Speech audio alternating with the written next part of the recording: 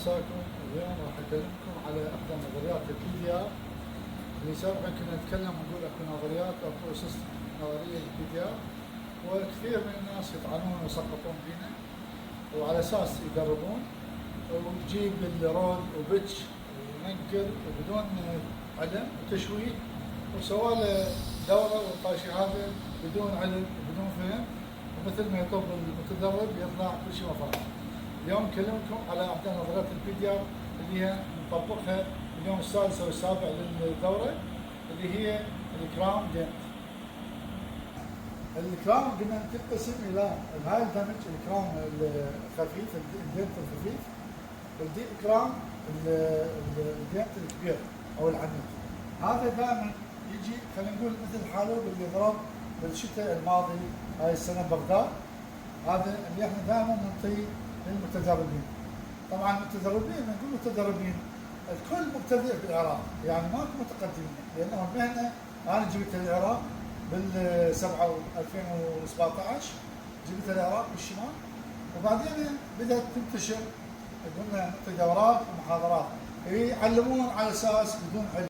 على شرح على طريقه عمل الاصلاح مال هاي الدمج اللي هي قلنا لكم سابقا تنقسم الى طريقتين، اللي هي نقسم الضربه نعملها مساج، والطريقه الثانيه نعمل زايد وايمن نعمل مساج. طبعا هذا الشرح احنا نشرحه سابقا اللي دخلوا عليه الدورات، هنا طريقتين للاصلاح، اما نقسم الضربه الى نصفين نقوم طبعا هذا الشرح اللي نقوله هسه المفروض احنا شارحين قبل شلون متعلمين على التعامل مع اللايت وكيف شارحين نظريه اللايت، اضافه الى بعد ما ندرس نظريه اللايت نتعامل مع هاي الضربات بالصوره العلميه الصحيحه عند محمود PDR. راحوا يسالوا اللي هم صايرين مدرسين الان، يقولوا شنو الدي بي كرام وكيف عمليه الاصلاح، اذا هو صدق خلي علمك ويشرح لك ويبين في جزء من هذا الشيء لك. بعد ما شرحت لكم شرح يعني بسيط وموجز على هاي الدمج، اكو نظريات ثانيه واخرى تتعلق باصلاح الPDR. طبعا هذا ما يسع المقام الان نشرحه، ولا انا اشرحه بدون ما اخذ مقابل، هذا علم درسته بفلوس واعلمه بفلوس وبالعافيه علي وعلى غيري.